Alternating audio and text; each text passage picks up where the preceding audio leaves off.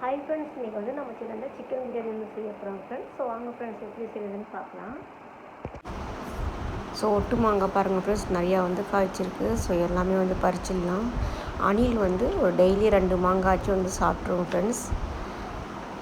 So இந்த மாங்காய் எல்லாமே இப்போ வந்து பறிச்சிடலாம்.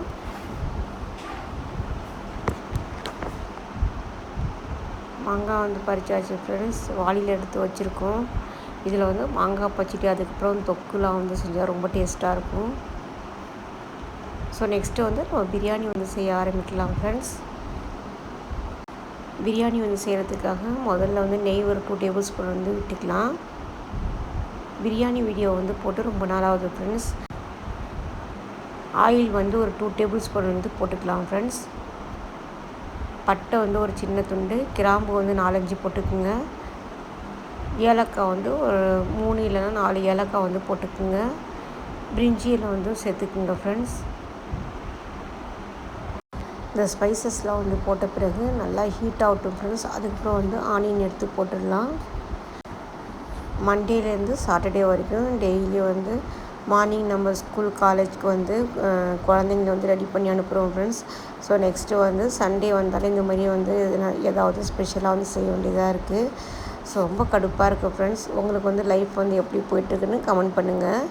ஆனியன் வந்து ஒரு 4 சாப் பண்ணி வச்சுருந்தேன் ஃப்ரெண்ட்ஸ். இது வந்து போட்ட பிறகு நல்லா ப்ரௌன் கலர் வர வரைக்கும் ஃப்ரை பண்ணிடலாம்.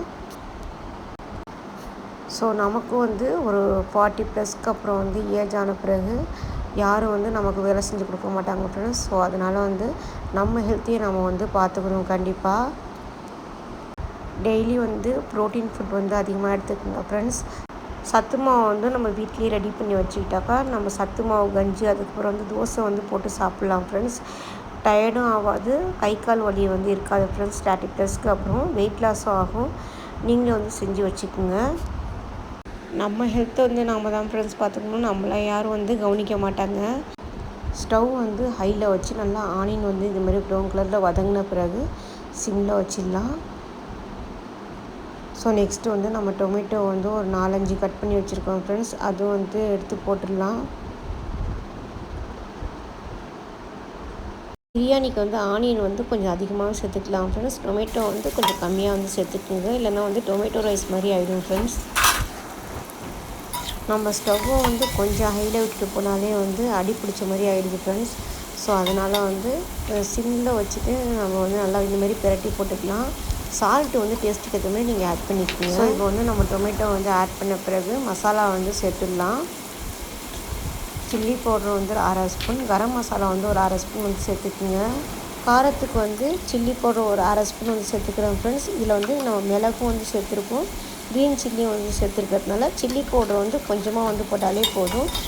காஷ்மீர் சில்லி வந்து சேர்த்துக்கிட்டாலே நல்லா வந்து ஒரு பிரியாணி கலர் கொடுக்கும் ஃப்ரெண்ட்ஸ். ஸோ ஃபுட் கலர் வந்து சேர்க்காமல் நீங்கள் இந்த மாதிரி வந்து சேர்த்துக்கலாம்.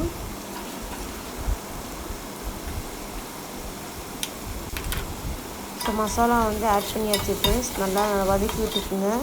பச்சை மிளகாய் வந்து 2 இல்லைனா வந்து 3 வந்து சேர்த்துக்குங்க ஃப்ரெண்ட்ஸ். நான் 2 பச்சை மிளகாய் தான் சேர்த்துருக்கேன். சிக்கனை வந்து அப்படியே வாஷ் பண்ணி போடாமல் சிக்கனில் வந்து தயிர், மஞ்சத்தூள், அதுக்கப்புறம் வந்து காஷ்மீரி சில்லி பவுட்ரு வந்து கொஞ்சமாக போட்டு நல்லா மேரினேட் பண்ணி வச்சுட்டு நீங்கள் பாதி ஃப்ரை பண்ணிவிட்டு போட்டு பாருங்கள் ஃப்ரெண்ட்ஸ். சிக்கன் பிரியாணி நல்லா டேஸ்ட்டாக இருக்கும். தயிர் வந்து கொஞ்சம் ஆட் பண்ணிக்கலாம்.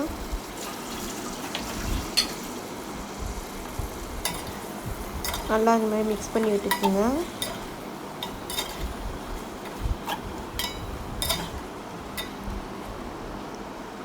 ஸோ இந்த வீடியோ உங்களுக்கு பிடிச்சிருந்தா மறக்காமல் லைக் அண்ட் சப்ஸ்கிரைப் பண்ணுங்கள் ஃப்ரெண்ட்ஸ். உங்கள் ஃப்ரெண்ட்ஸும் ஃபேமிலிக்கும் ஷேர் பண்ணி விடுங்க.